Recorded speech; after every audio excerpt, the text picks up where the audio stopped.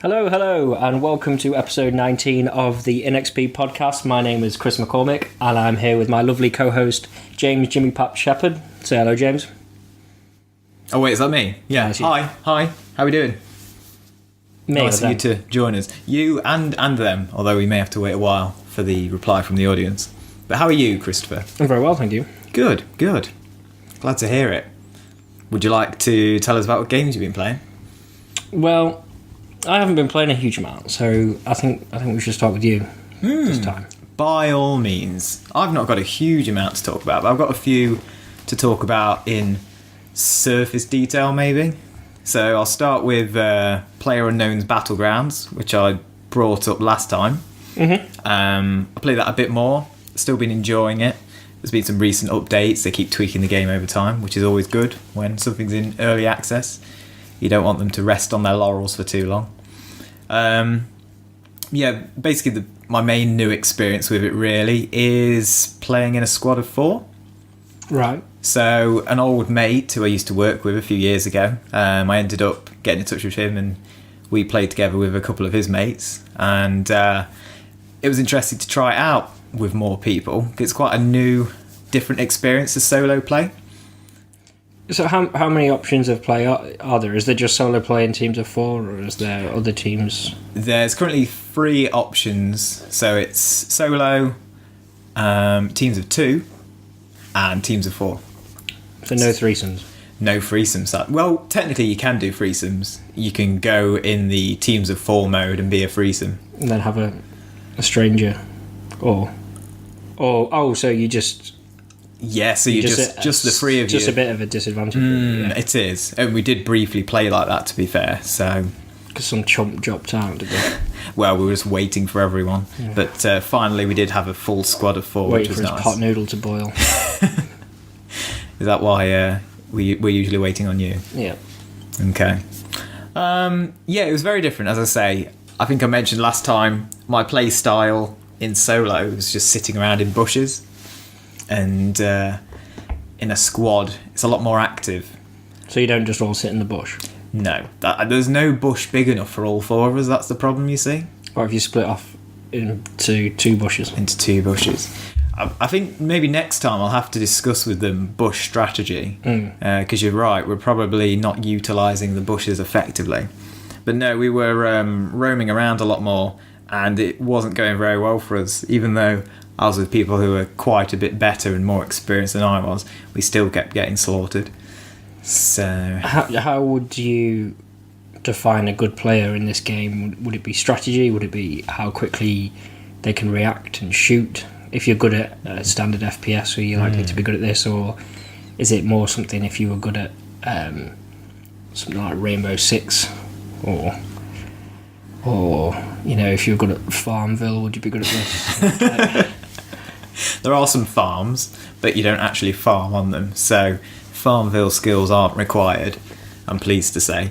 I think you summed it up, probably the main attributes which help, which are, the strategy and the actual core FPS skills. I seem to be pretty bad. When I say FPS, there's actually... You switch between viewpoints. You can be third person or first person. I'm actually currently quite bad at shooting in it, to be honest. That's why when I'm solo I just hide in bushes.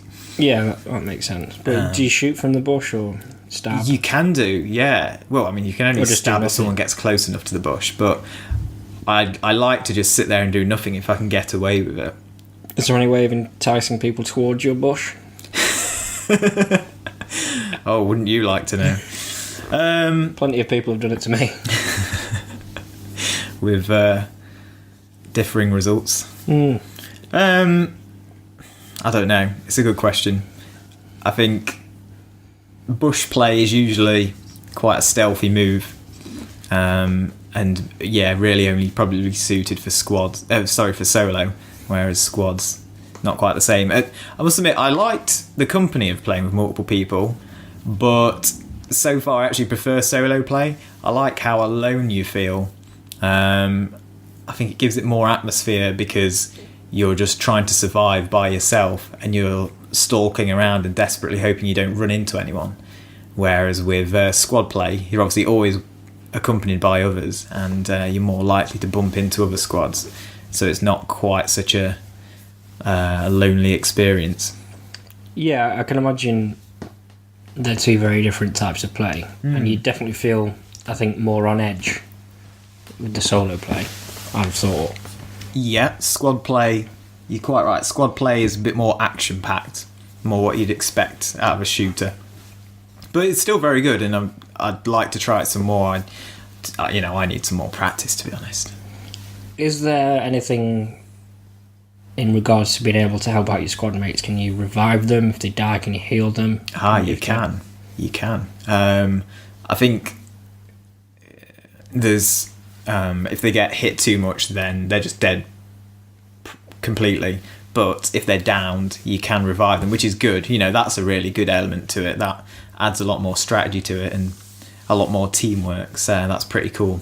Can you crawl off to it? You can, which is again is good. Yeah, because I can imagine people might easily get killed whilst trying to revive someone else. That's which right. Your team's going to love you for. Not only have you fucked up, you've also got everyone else killed by fucking up. Yeah. Or at least your one mate killed. You wouldn't be very popular, would you? So you can actually crawl off, which is a pretty good mechanic. As I said, crawl off into a bush. Yeah, exactly. Crawl off into a bush and stay there. And wait for your friends to come in. Yeah. I think I should have probably rebelled against the group a bit. They were like, oh yeah, let's jump down into the most populated areas. And I'm like, nope. I think we should go into some bushes, lads. And these people are better than you are, though. Because it sounds like you've quite better. Got a better strategy going on. Anyway, that was that. I've not got much more to say about it, but I just wanted to bring that up. I'll bring up another one, which is again will be more of a surface analysis. And in fact, this is cheating a little bit because it's not a game I've actually been playing.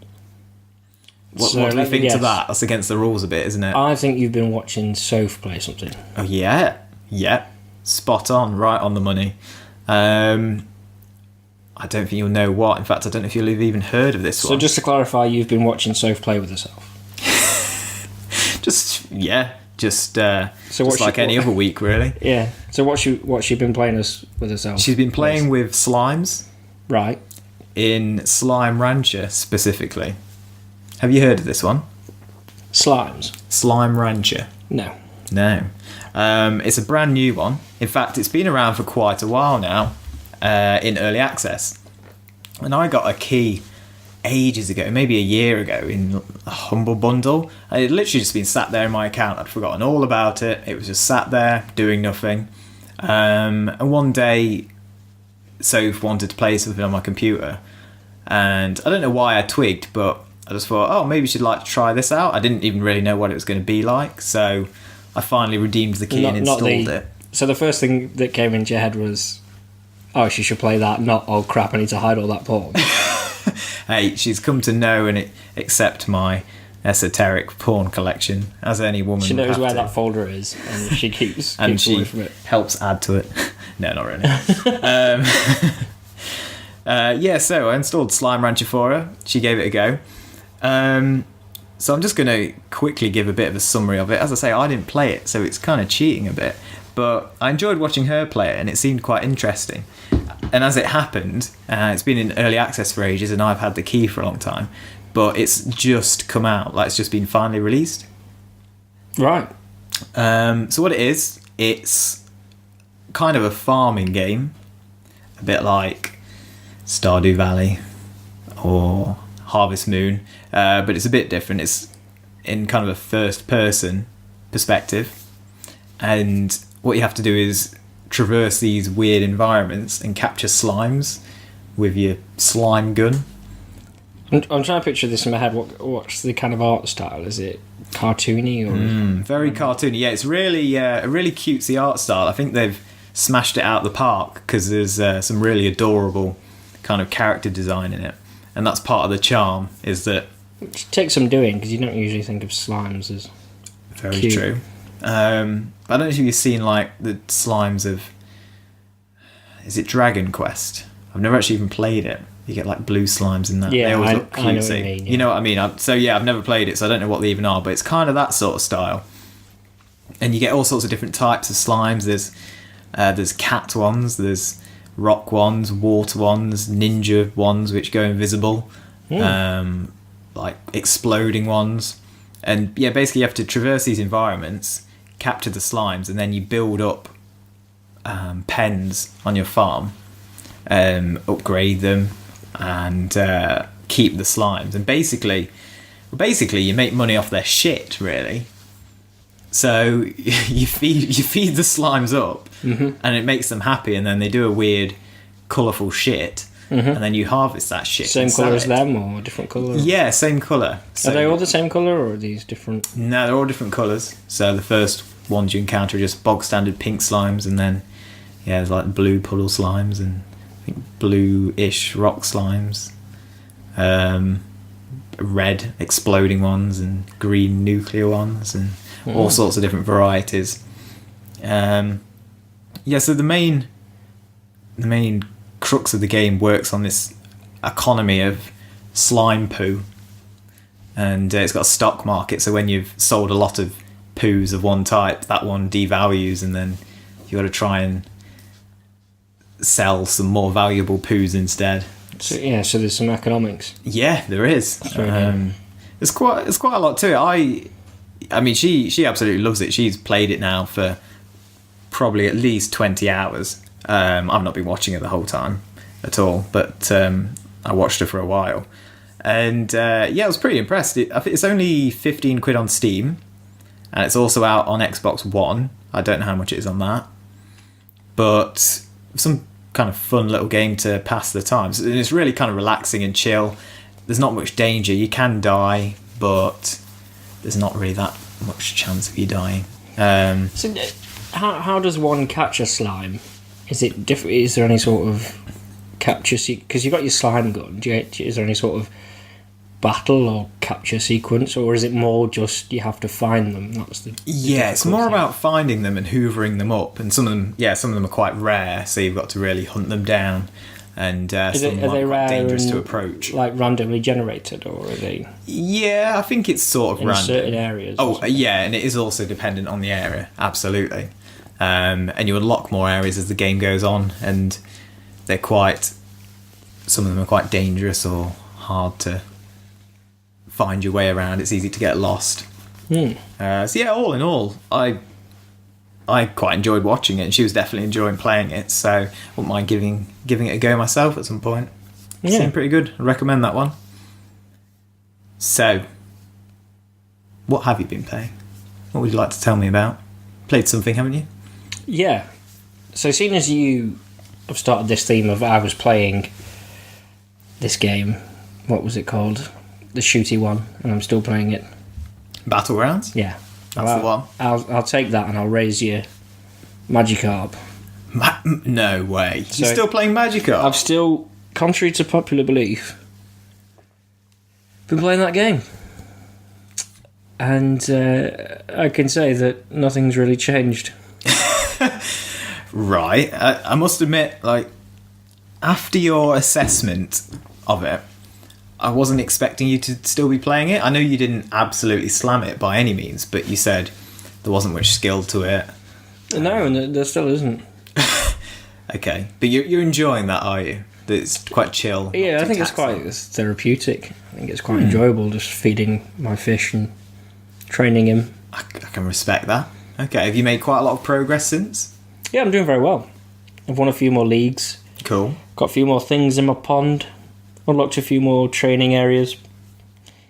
There's these little events as you go through, and it just gives you like either buffs or kind of rewards or penalties depending on which way you go. Okay. And there's a random chance, like I was saying with the Magikarp getting eaten by the bird. Oh yeah, got sniped things in the like air, that. didn't it? So you unlock a few more of those, but again, it's still just either adding up your gold or your diamonds or your jump points, which it's all just quite meaningless, grindy. Yeah, just like life itself. I think I carried on to see if I could evolve into Gyarados, and I didn't. And I'm way past level 20 now. I'm more like level 30. Wow! But now I'm like, well, broken that hypothesis. Yeah, I'm kind of just like, so you're going to unlock other Pokemon as well, which have different advantages. So like you unlock Pikachu, and every few hours he gives you more points. Okay. And then some other Pokemon that I don't know, a newer generation one, and that every so often restores one of your training points. And I've seen that there's a Charizard, so I want to unlock him. See what it does. But it's still very Magikarp centric, yeah. Yeah, it's still the principle that you have your Magikarp, you train him till he's reached his max level. Then by that point your training level will be a bit higher, so you catch one that has a higher max level. Rinse and repeat, really. Wow, never ending. I've started to find more enjoyment in it by giving them explicit names. Excellent. But the game recognises it. So did it tell you off? Yeah, so I wasn't allowed to call it cunt with a K. But KHUNT was fine. Oh, okay. You worked around Nintendo's censors. Yeah. I couldn't have shite, but it's shite, but pronounced shite. Okay. Yeah, so I've got these, yeah. Got some great. Beautiful. Yeah. I might try fuck next. Well, yeah, I think I'll just carry on. I'm kind of a bit disappointed that I don't get any of those Google Play achievements for it. Really? No achievements? No, not unless it's just not syncing. But I don't think so. Sorry to hear it. Yeah. So you'd be really pleased to know that I've been carrying on with that. Oh, it's a surprise. I didn't think that would be the case. I surprised myself. I think it's just too easy. I think it's easier just to return to that than try and learn something new. Oh, well, I mean, you've got to learn something new every so often. That's what Toilet Game of the Week is all about. I know, you forced me into it. We'll move on to that in a bit. Do you want to flip back to you? Is there anything else? Yeah, I've got one final game to bring up, and this is a new one. Well, a new one that I've actually played. Oh, good. Which is always nice, isn't it? And this one is called Owlboy.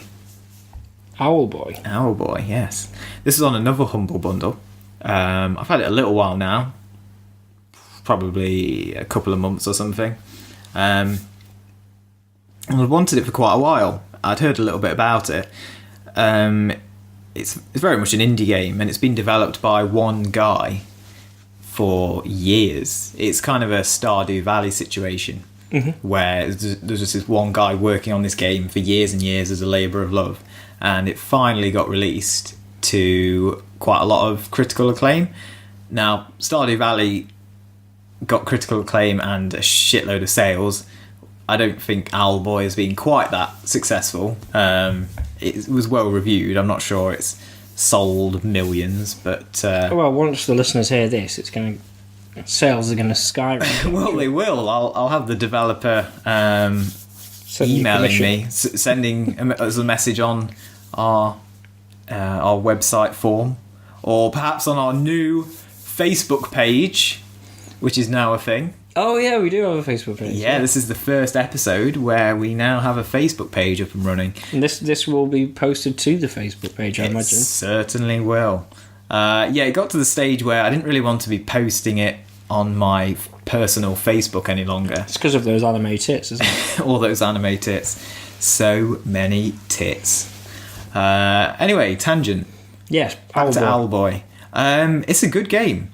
It's old school-ish pixel art, but it's kind of that modern pixel art where it's obviously using an old style, but because of how beautifully it's done, it still looks contemporary and artistic. It's not just a low-budget indie game where they just make shitty 2D sprites because that's all they have the skill or budget to create. Yeah. No, this is in fact very pretty, and it's sort of a platformer. But what's quite a key difference is that Owlboy can fly because he's an owl and a boy. And so basically he traverses levels by flying all around, which kind of mixes it up a bit because usually, a rock solid platformer is hard because you're having to perfectly time your jumps and stuff. Whereas there's not so much that element in this. And so far it is quite easy, but I've only just finished the first dungeon kind of thing. Yeah. So I think there's plenty of chance yet for it to get more difficult. But it's very it's very enjoyable. It's quite relaxing. As I say, it's very pretty. It's got some nice music. It's got some good characterization. There's some pretty funny dialogue. I've just got to the first proper shop where there's this really authoritative shopkeep who's basically bullying this horribly bullying this kind of enslaved bird that they keep in the back room. Excellent. And order it about. But it's all quite funny. And oh yeah, it's a general animal cruelty slavery is. Yeah, there's obviously no equivalent of the RSPCA in Owlboy. Well, no, because Owlboy must have come about because of someone fucking an owl in the first place. So possibly that it does raise some questions. Or an owl fucked a person. Either or. Yeah, I think that's how giant biology works, isn't it? If one species mates with another, it creates a hybrid. That's usually what happens. Yeah. So, yeah, I think it was a case of that, and then Owlboy was born. Yeah. Right next to the Minotaur. Beautiful. What a nice orgy that must have been. So can he do anything except fly? Can he? Oh, absolutely. He's got a buddy, which he can carry around. What's this, like a mouse child or something? No, he's actually... I think, don't quote me on girl. this, I think he's actually a human. Right. Type thing. Humanish. Humanish, yeah, we'll go with that. Humanoid. A humanoid. So you can pick him up and carry him around, fly him around, and he can shoot. So you've got a shooting ability. What does he shoot? I don't know, he's got some weird gun.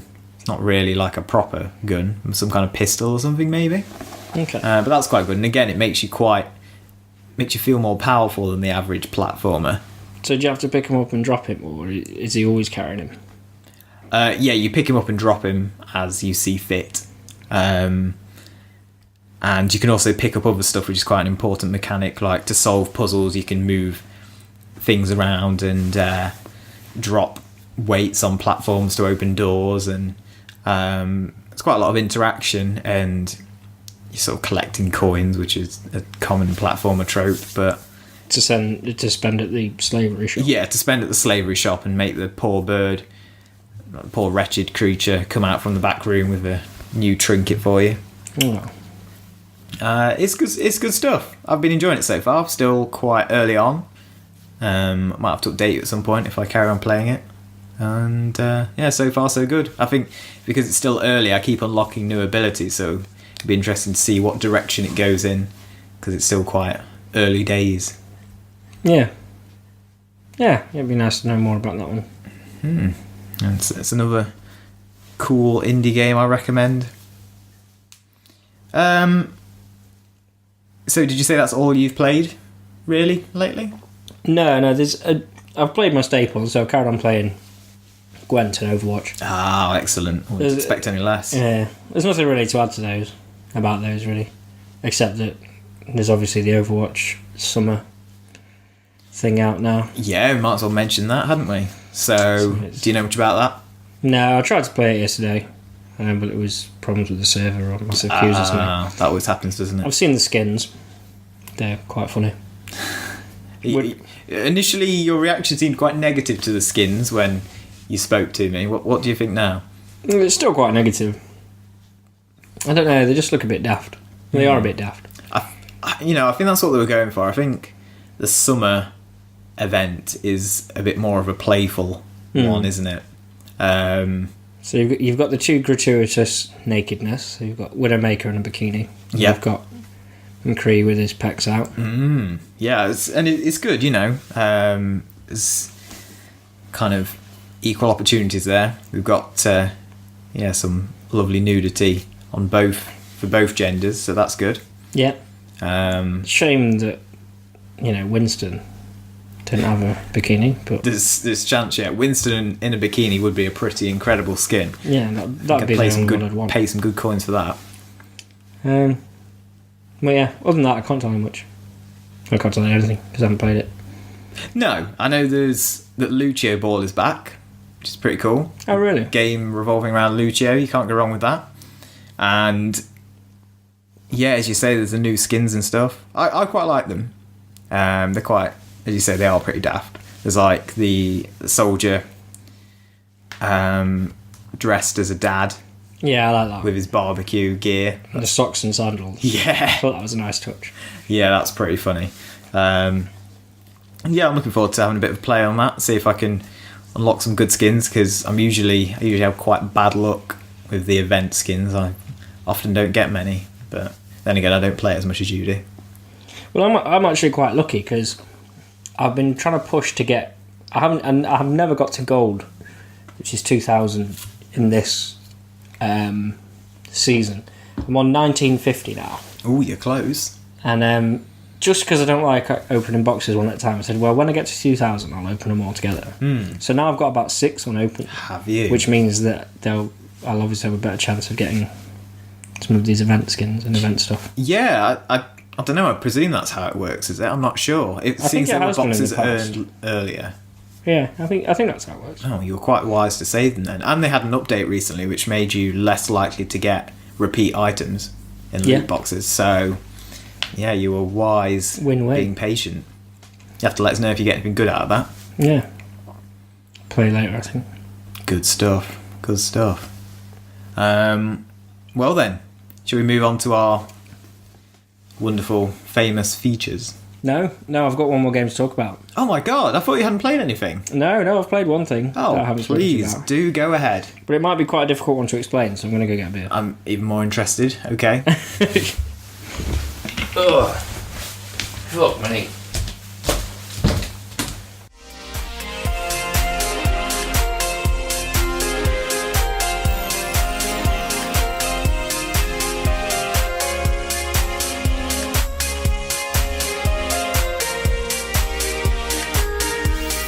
Right, should we do this? So now you've got your beer. Yeah. I've got my beer. I'm ready. You're ready. Please explain this game to us. Yeah, I've been dreading trying to explain the rules to this. So basically I've got Elder Sign Omens. Right. Which is an app version of the tabletop game Elder Sign. Okay. Before we proceed any further... Yes. Right, if it's going to be hard to explain the rules, just try and give it a light summary. No, you want the in-depth full hour. I really do not want. You really want me to do a full breakdown. Yes, of exactly how this game works. I think that's possibly not what our listeners want. No. So what? All 3 of them?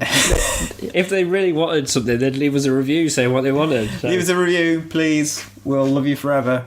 I did notice that one esteemed Mr. Shepherd had recently left us a review. That's oh really? Thanks, good of him. Mr. Shepherd. Yeah. Yeah. So shout out to him. Yeah, he must be a really good, handsome man. Oh, imagine. Thanks for that. Anyone that leaves us 5 stars is handsome in my eyes. 4 stars, they're still an okay person. Anything less than that, and they're wretched scum. Well, 3. I can get behind 3 because it probably just means they like one of us and not the other, so that's all right. Oh, okay, that's fair. Yeah, that's fair. I mean, yeah, if they like one of us, that's a bonus, isn't it? You know, it's more than real life. More than we're used to, yeah. Right then, Elder Signs, Omen Bollocks. What it's called? So, do you know anything at all about H.P. Lovecraft? I've heard of him. Horror stuff, yeah. Yes. So this is. I don't know. Unsurprisingly, the copyright in regards to this. This is his universe. Obviously, that's allowed, but I don't know how that works. Must be licensed in some way. So this is his universe. We are familiar with Cthulhu. Sure. Cthulhu was H.P. Lovecraft's creation. Oh, okay. And this game is set in a museum. And I don't know why it's in a museum, but the entire fate of the world rests in the hands of what goes on in this museum. And it's quite an interesting board game in the sense you can play it on your own, like you can play the app on its own, but you can also play it with multiple players. I don't know what the maximum number of players is, but essentially the way it works is you have to stop this H.P. Lovecraft evil being from destroying the world. So the stakes are pretty high then. Yes, and the way the game's difficulty work is based on the I can't think of the name, but the nemesis you choose. Cool. So the easy, there's an easy one, there's middle, and then there's hard and very hard. I think Cthulhu is classed as hard or very hard or something. So I've fought against these demons that I've never heard of before. I couldn't remember the name for the life of me. But you have it's quite cool. You have a selection of up to 4 characters, and all these characters have different traits. So they'll have different amounts of health and the kind of mental equivalent, sanity. And if you lose all your health, you die. If you lose all your sanity, you're driven mad. And so that's what you want. Yeah. So you want to, generally speaking, I'd say you want quite a balanced team. You'd want some that have loads of health. You'd want some that have loads of sanity, and then each character has different skills as well. So they'll start, say, for example, with different weapons each. They'll have these different talents. Like some, for example, one of them is a physician, so he can heal health 1 player per round. One is a psychologist, you can heal someone's mental strength once per round. Cool. Some people can trade items for more powerful things, blah blah blah. So some people are immune to certain things, so on and so on. So it's quite interesting in the sense that there's these different characters with different skills and personalities, and I like that from the off. So you pick your team of 4 or up to 4, and you have to, the way the demon wins is by getting all of what's called doom tokens, and these, so every certain number of rounds they'll get a doom token, usually as part of a midnight thing. So it spawns this shit at midnight where you'll probably get a doom token on some other sort of negative effect. Sure. So there's this, I'm trying to think of it, like the kind of, there's a time element to it. You can't take your time with this too much, because if you don't do anything, you're not succeeding. Then it just keeps doing the midnight thing, and you keep getting more tokens. So okay, that makes sense. So you're definitely racing against the clock. Yeah, essentially. Sorry, is it always a cooperative game? No, you can play it on your own. But I mean, if you play it with other people, it's always cooperative to try and take down the enemy. Yes. Okay, yes, that's correct. cool. You don't fight against each other. Always against that you versus beast. the way I imagine it works is if you play on your own, you control all the characters. If you play as a group, you take a character each. Or makes sense. That would be, obviously I've only played it on my own on the app. But yeah, if you played in person, I imagine that's how it would work. But so yeah, but essentially the demon's going to rise through these doom tokens, and you can lock it away with what are called elder signs. And you, on the playing board, there's all these different adventures, and so you go into them, and there's a certain amount of luck, but also there's a certain amount of skill. It's not quite nice, so you need to roll for it. So there's the equivalent of 6 die. And you can't, like on the app, you can't really tell. They're called glyphs, but you can tell that on a board game that they'd be die. Sure. And it's not like 1 to 6, it's different symbols. And in order to win these events, you need to essentially get the right combination of symbols. So that's why there's luck, but there's also skill in the sense that certain items allow you to manipulate certain die and re-roll and stuff like that. So these adventures, if you win, you either get an elder sign, or if they're particularly hard, you might get 2 elder sign. But if you lose, you might lose health, or you might spawn a doom token, which you don't want. Yeah, and things like that. And I think that's say, without going into too much depth, that's the kind of overall premise of it. Does that make sense? I think you've done quite well at explaining that, because I feel like I have a reasonable idea of how that would play out, despite not being much of a board game expert. Yeah, I can picture how that works. That sounds pretty good. It is really fun, and it's something that, although I've only played it briefly recently. I played it a while back, but I didn't talk about it. But I have consistently played it. But these aren't.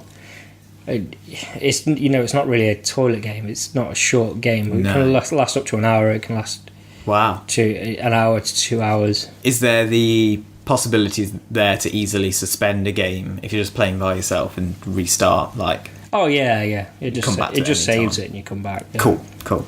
So that's good, yeah. But yeah, essentially what it is you have these different characters and you're allocating them to different adventures on the board, and winning those gives you an advantage. Obviously, losing those give those disadvantage, and overall you're racing to get more Elder Signs before they get all the Doom tokens, and that's how you win or lose, essentially. It sounds like it's probably quite faithful to the original board game then. I think it's like a direct Just a equivalent. direct copy to the digital Yeah, version. it's just essentially it sounds. I feel confident that I could pick up the board game quite quickly, having learned how to play the app. Yeah, it sounds like quite a good one. It sounds like a little bit like the Betrayal at the House on the Hill, but obviously everyone's cooperating rather than one of you playing the baddie. The traitor at the end, yeah. And there is similarities to that, like with the mental strength and the health when you and said that, I drew a bit of a comparison. Yeah, and but I certainly like that each investigator has different special abilities. Yeah, it mixes it up, I imagine, doesn't it? Yeah, That's cool. Good stuff. Now, is that all of the games you've been playing? Any others you want to pull out your sleeve at the last minute? no, We're happy. that's We're it. done. Yeah, I promise. Lovely. In which case, we should move on to some features, really, shouldn't we? We should. Seeing as you've been speaking last, we'll move on to my bargain bin bundle bollocks. Yes. And this one was a Bros bundle off Bundle Stars. Like officially endorsed Mario Bros. Or I think more of a kind of PewDiePie kind of YouTube game, shitty bros kind of bros. You know what I'm saying? All the crappy kind of games that YouTubers play and everyone laughs at. excellent. This game is called Flix and Chill. Yeah, like Netflix and Like chill. Netflix and Chill, but not breaching Flix- any copyright. Flicks the bean and chill. Well, okay, so with all of the fairly lewd games that I often play for my feature, I was expecting more out of this one. Right, I'm disappointed to hear that. Yeah, everyone knows what Netflix and Chill is referring to. Yeah. Obviously, it's the main Netflix and Chill part which you'd be interested in, but in fact, so far, from what I've played of it, it just seems to be a crappy dating simulator which leads up to the Netflix and Chill. So it's basically a game about all the rubbish parts leading up to Netflix and Chill before you actually get to the good stuff, Yeah. which is a very, very poor concept in my eyes. Well, yeah. This is it. You don't get the real reward, do you? No, I was hoping for some really trashy, awful, horrible, cringy, like, I don't know, you've got to slowly put your arm around the person and come onto them with some horrible lines and, something really sleazy and disgusting. A bit of awkward fumbling. Yeah, exactly. But I've had none of that. As I say, I've not got all the way through. I don't think I can be arsed. But I've played a couple of the scenarios, and the first one was set in a cafe, and you're a guy who's trying to impress a girl he's met off OkCupid, although it's OK Stupid, again to skirt round copyright infringement. And Where were they? Cafe Vero? I'm not sure if it actually said that. Starbacks? Starbacks, yeah, Barebacks? barebacks. Oh, I wish. No, none of that. What's the art style for this? Is this our usual kind of porn game art style? No, it's no lovely, like, sexy anime girls. It's just some really low rent animation. And not as in Japanese animation. I mean, like, shitty, old school Flash animation. Right. No one even really has proper faces. It's pretty bad. That sounds reasonably lazy. Reasonably, yeah. It's hard to create fully compelling characters when they don't even have a face. Yeah, and saying a face is reasonably important in defining a human. Yeah.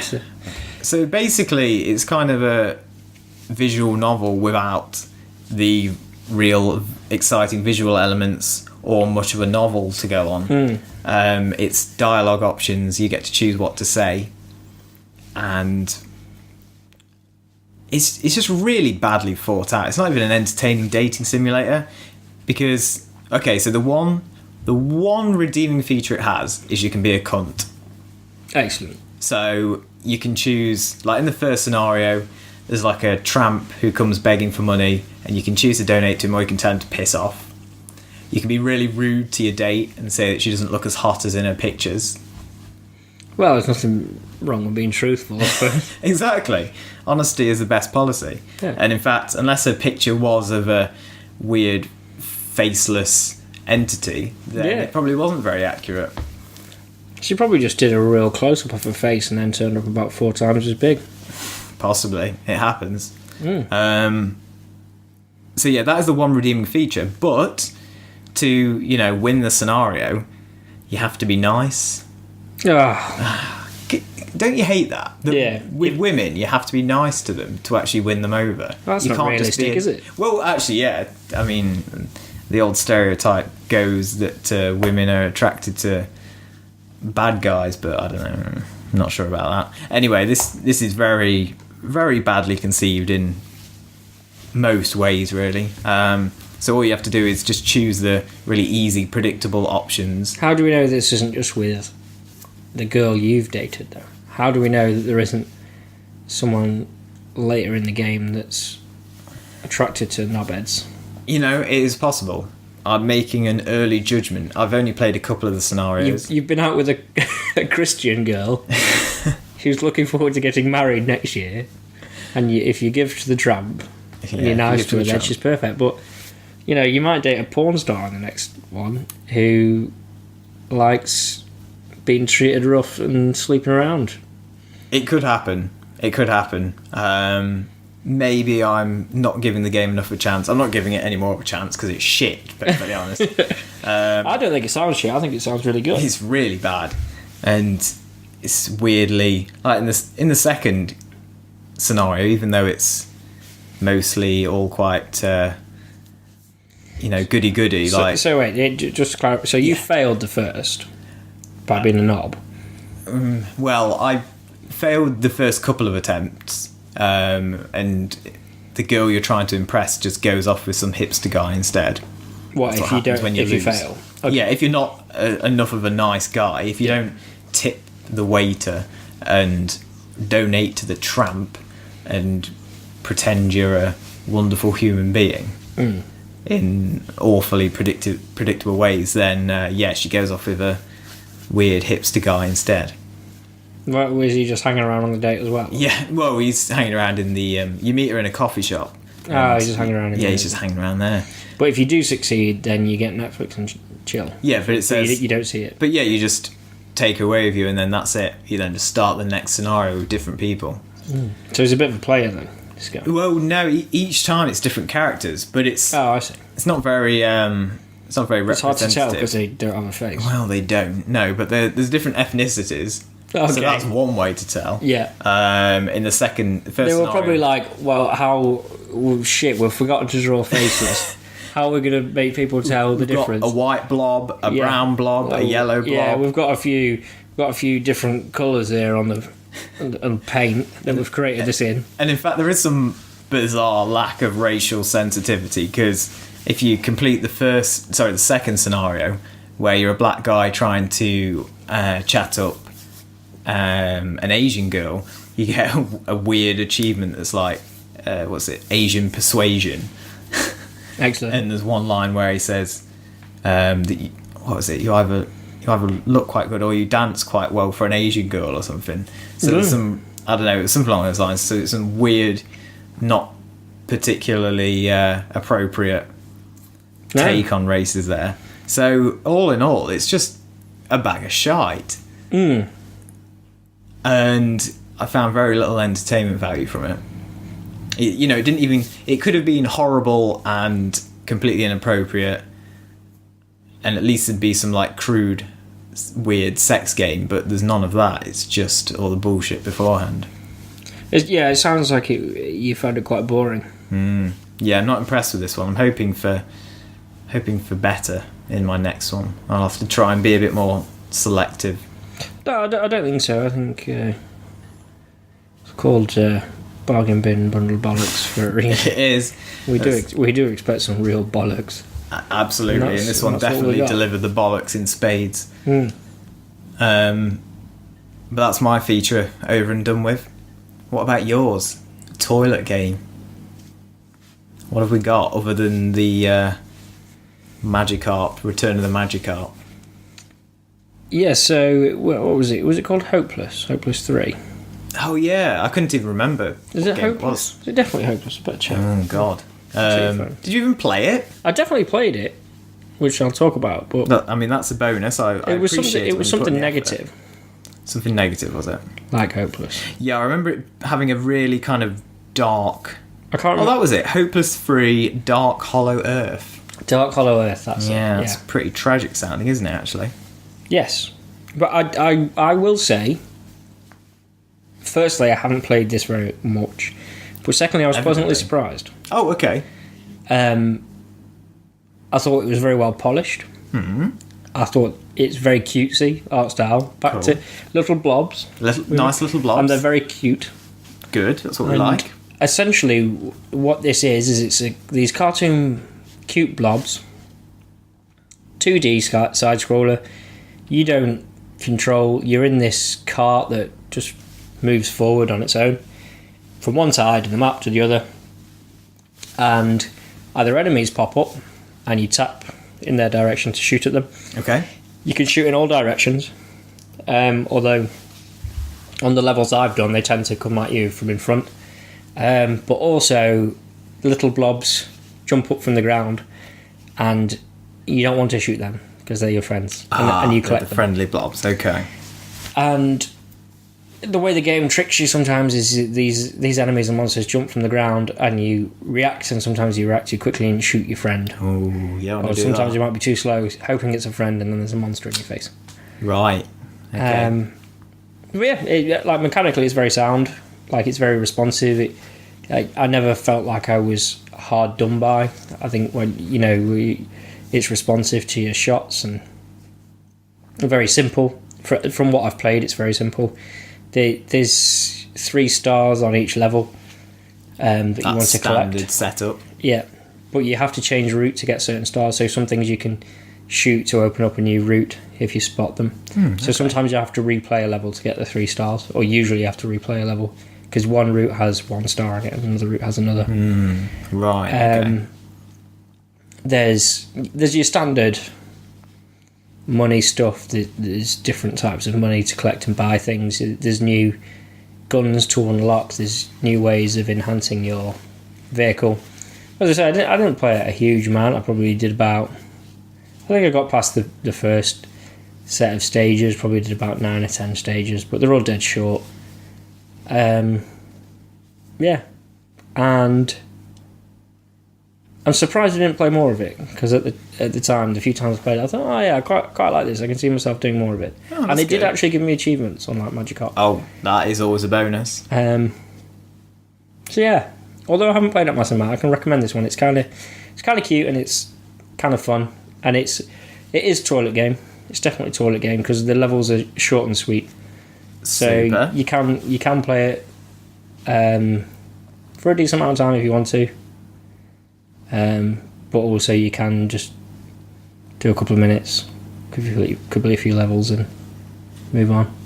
So do you think there's a possibility you'll come back to this one, maybe?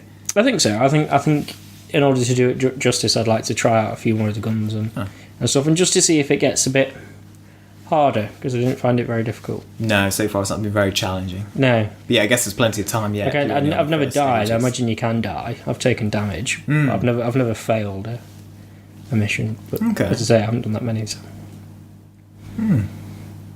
Well, I'm glad you enjoyed this one. seems like we've been doing pretty well with the toilet games as of late. Even with Magikarp, it is a bit weird, basically saying, yeah, this game's pretty crap, but I'm still playing it. Yeah, I suppose that's just the addictive it. qualities of these things, isn't it? Yeah, they are meticulously designed, aren't they? To get you addicted. Feel that need. Keep chasing that carrot. Grow a fish. Well, would you like to hear about your next one? Well, yeah, I suppose I'm going to have to, aren't I? Now, after Magikarp being a very easy and challenging experience, I thought you'd be after something possibly a bit more difficult, a bit more skill-based. Okay. Requiring a bit more brain power. Oh, no, well, no, brain power. Skill is one thing, brain power is another. Well, mate, I'll be interested to hear how you get on with this one. It better not be another one like that bloody shit you gave me with the carrots and the dogs and the... Remember that one that described itself as that crappy eSport one with the one that described it. Yeah. Bazoo. Bazoo, yes. God, yeah. Yeah, after that, saying it required skill, I'm not convinced. Well, it's not going to be like that. I'll give you that. Would you like to hear the title? Yes, please. This one is called Calculator, the Game. Fucking hell, you've outdone yourself with this, haven't you? You're welcome. I think the only title that springs to mind of a game that sounds more dull than that is an old PC game that was called Bureaucracy. Oh, yeah. Yeah, that rings a bell. Calculator the Game. Yeah. That's really up there, isn't it? I don't think I'm going to play this one for long. No, you're going to love it, mate. You're going to love it. Let me give you the blurb. Okay, I'm going to sell it to you. Yep. Okay. Complete challenging puzzles using an amazing device. In a world of calculators, one dared to become a game. Sure, you've used calculators before, but have you ever played a calculator? Welcome to Calculator the Game, where you'll manipulate numbers by adding them, subtracting them, converting them, reversing them, and stuffing them through portals. Yes, portals. You say they threw that curveball in. Right. Calculator the Game features LCD display for extra long equations, comfortable buttons designed for modern gameplay, Clicky, the snarky assistant who will help you win, a functioning solar panel, and that doesn't even make sense. Approved for use in Calculator the Game. Doesn't even make sense. So Calculator the Game is approved for use in Calculator the Game. So there you go. What can you not love about that? I ask you. Is this a new game, an old game? Yeah, this is another fairly new release. Probably came out a couple of weeks ago. I do like to try and throw some new shit your way, so we're current on the curve, on the cusp. Has it got good reviews? Genius. I think that'll be spoiling it. Okay, yeah, no, I get that. But it's got more reviews than our podcast. Yes, it has more than the 2 reviews for our podcast. If anyone fancies giving us a review, bring it up to 3 maybe, even 4. That'd be pretty good. That would be nice. That would be nice. But yeah, Calculate the Game. That's your next toilet game. How do you feel about that? I think I won't invest a lot of time in it, so that's a relief. I'm not. Does it have achievements? Oh, does it have achievements? How would I even check that? On Google Play? I'm looking at the listing now. I'm not sure, to be perfectly honest. But you'll have to find that out and report back. Yeah.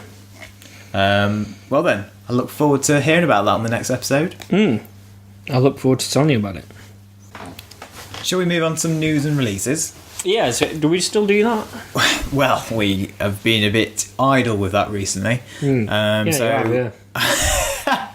Unbelievable. I thought I'd make an effort this episode, and I've actually prepared some in advance. Really? How is that? That is music to my ears. We really do go above and beyond for our beloved free listeners. Yes. I hope they enjoy it. I'll kick this off with a quick story related to one of the games we talked about earlier, and that is that PlayerUnknown's Battlegrounds now holds the peak player record for all non-Valve games on Steam ever. Wow. So what that means is, obviously there's the few Valve games out there like Dota 2 and Counter-Strike, Team Fortress 2, but for every other game on Steam, so basically almost all PC games, Battlegrounds has now taken the record for the most amount of people playing a game at one time. Fantastic. It's a game which is still in early access, which has only been out for so long. And is not even fully released. So that is just mind-blowing, if you ask me. And I'm very pleased about this, because it's a new IP. Very true, very true. And so it's refreshing and new, and it's seemingly getting the recognition it deserves. So that's a good one. Moving on. Humble Bundles. Obviously discussed a couple that I'd taken advantage of lately. The latest one, which should still be live by the time this podcast goes live, it's a bit of a random mixture, but there's some good stuff in it. But what's really worth mentioning is that you can get Pony Island for free without even having to really pay for the bundle. And Sorry, what? Pony Island Yeah. is... So you're being serious now, you're taking the piss? No, I'm being serious. I'm being 100% serious. Pony Island is fucking incredible. It is one of the best indie games I've played in years.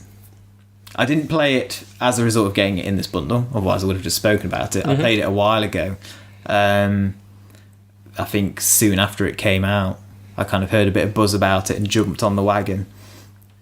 It is really good. It's so good. Unfortunately, it's one of those games where I can't give much away, but it's about playing a shitty arcade machine with a crappy game where you're a pony jumping over little, what do they call them, hurdles? And that's it. And it's one of the best indie games made in years. Fantastic. So you can get that absolutely free of charge. Absolutely free, no strings attached. Have a look at the bundle, as I say, itself. There's some good stuff on there. There's... Wait, so you buy the bundle and get that free, or you...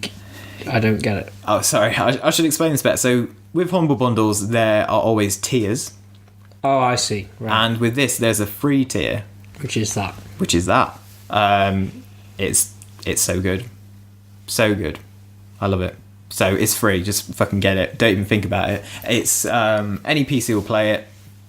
It's got the most basic system requirements. I think I'll get it. You based should. on your glowing review. Absolutely. Lovely. Again, moving on with common themes here. Back to Valve. And their lack of games that they really have these days. There was a bit of buzz surrounding the fact that they were going to announce a new game, which was the first in a while, really. And it's been announced. It's called Artifact. Okay. And it's a Dota 2 card game.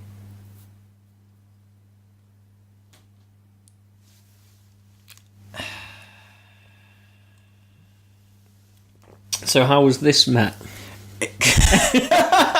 Can you imagine?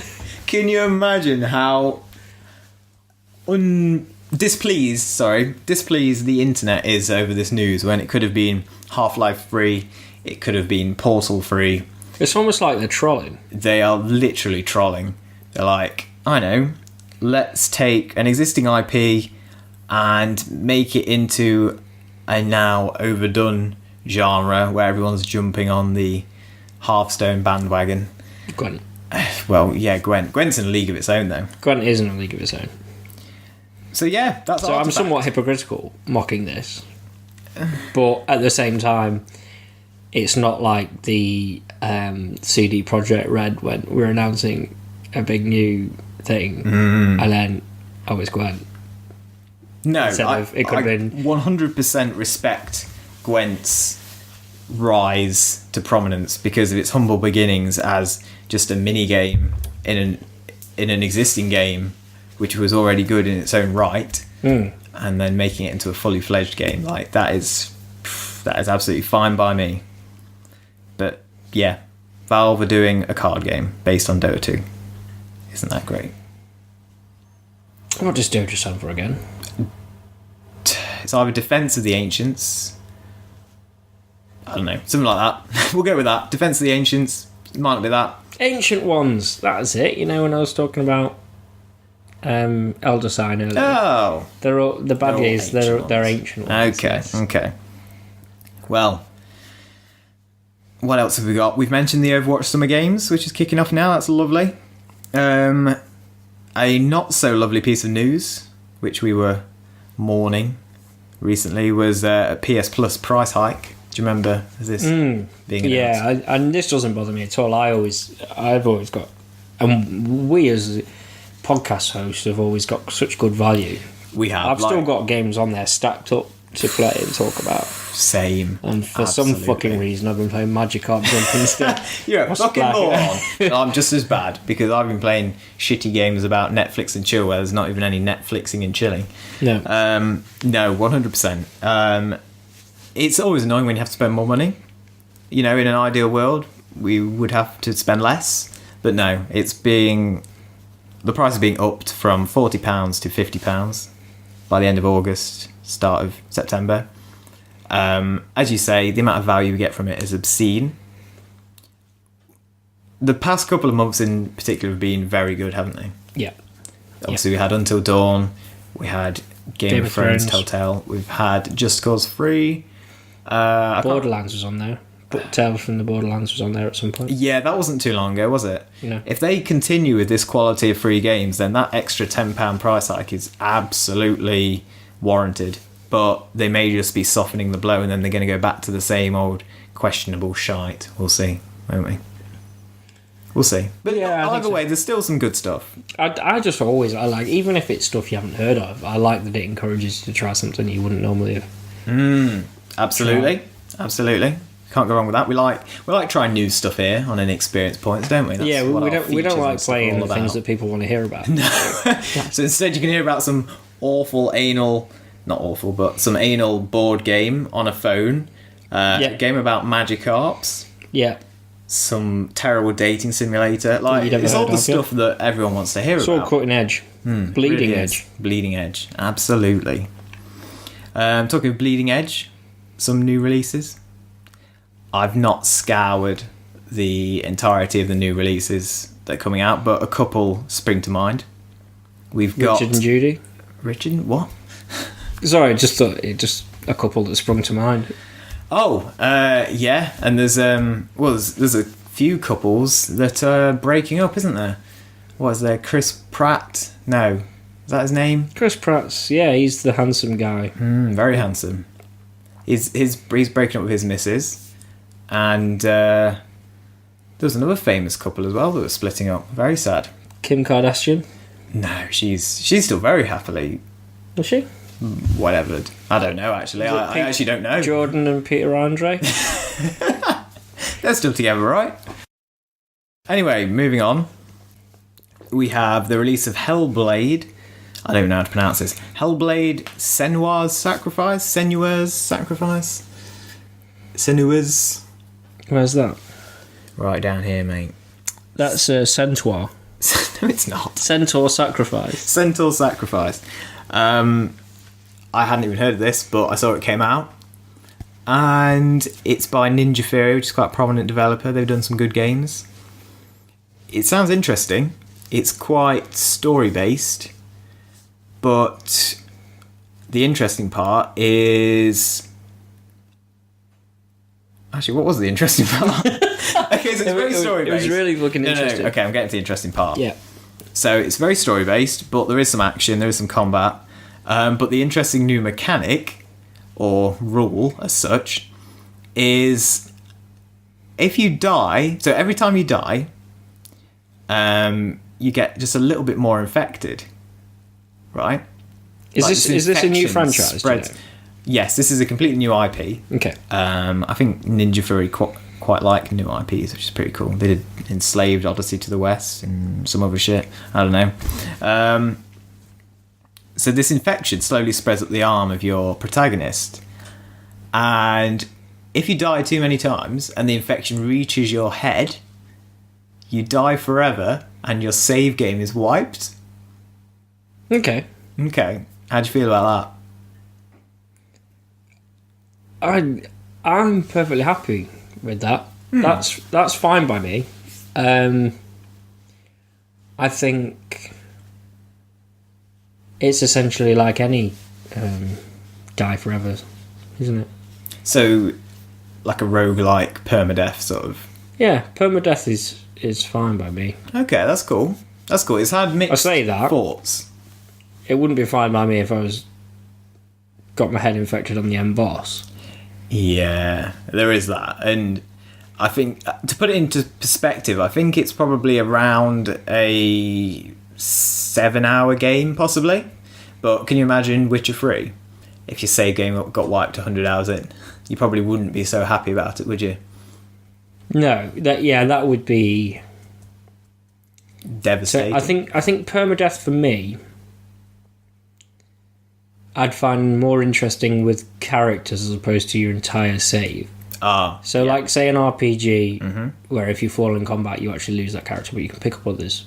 Like Fire Emblem and stuff like that. Yeah. So you might there's some sacrifice there. You've lost what you've been training up, but you haven't lost your entire fucking game. Because Thingy was like that. Valkyria Chronicles. It was a bit too easy, to be fair. And there were some troops that couldn't permadeath because they were part of the main story. Sure. But a lot of the other troops, you could lose them forever. And I kind of like that extra risk. I think it makes it all more tense, doesn't it? I imagine that's how this game would feel. You would always have in the back of your mind the fact that, you could lose everything if you're not careful, if you piss about too much.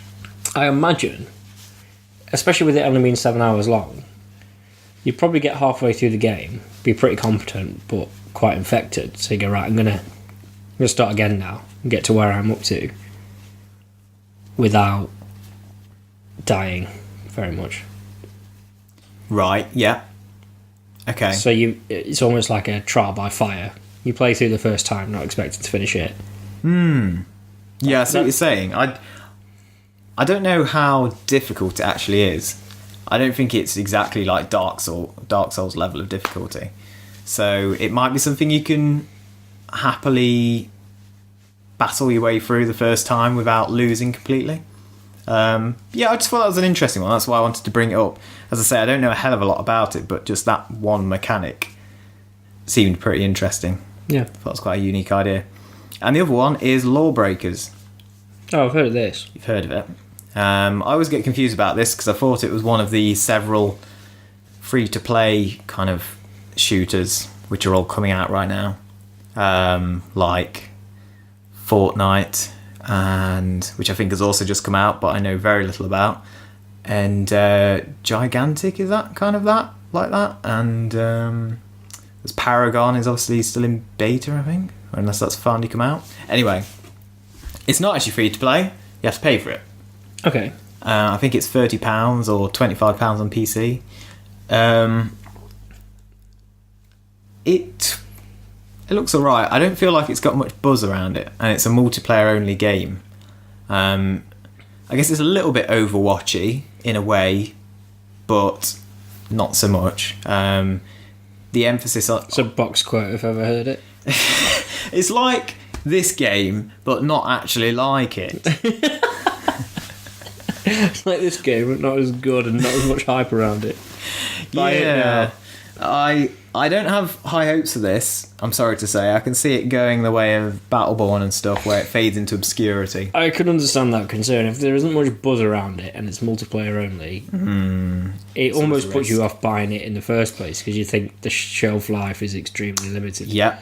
It's the kind of game where I feel like if you're interested, you have to go for it straight away, play it, get your enjoyment out of it, and then if the community dies, then so be it. But you've had your a money's good play. worth at the start, yeah. Whereas if you wait until it's bargain bin prices, like now you can buy Battleborn for about £2.50, no one's fucking playing it, so there's no point. Yeah. But so listeners, if you're interested in this game, go buy it. Yeah, I hear and enjoy it. And tell us how you feel about it via the contact form. Please or the social media platform. Or the social media, absolutely. We'd love to hear from you. I feel like it is very different to Overwatch. It's unfair to compare it to Overwatch. There's a lot of emphasis on verticality. I think there's quite a high skill ceiling. I briefly tried the beta a while ago on PC, and I was fucking slaughtered. I was terrible at it. It's the kind of game where it's a bit of a twitch shooter. It's very fast paced. People are all over the place. You've really got to be on the ball. You've really got to be a 17-year-old Korean boy. Yeah, essentially, and I am not one of those. No, I'm sad to say. You've touched one, but you're not one. Jesus Christ. Well, shall we wrap it up there? I think so. We've hopefully delivered plenty for you this episode. Looking at the runtime, it's been a fairly long one. Well, that's what you like. It's okay, I've streamlined my editing process. It doesn't take as long these days. We don't really. So I don't complain. We don't cut things out even when we should. Absolutely. All the more content for you, our dear listener. So yeah, it's all exciting. We've got Facebook. We want to hear from you. We want your reviews. We're going to keep trying to push the podcast. Please spread the word. If you actually enjoy listening to us, one of those free people, then let other people know. And let us know. That would be brilliant. What do you reckon? Yeah, no, I totally agree. If you listen to us via iTunes or Stitcher or whatever, leave us a review. We'll keep an eye out for them. We'd love to give you a shout out. If you have any questions, even if you want us to discuss something on the show, we would love to have those questions and give us something to talk about, really. Perfect. Well then, thanks again for listening. Games. Yeah, other than shit games. Although we like the shit games. And if you want us to talk about more shit games... Yeah, if you want to recommend a shit game. Ooh, we would like that. Yeah. Good stuff. Well then, for now, bye-bye. Take care of yourselves. Take care, guys. Bye-bye.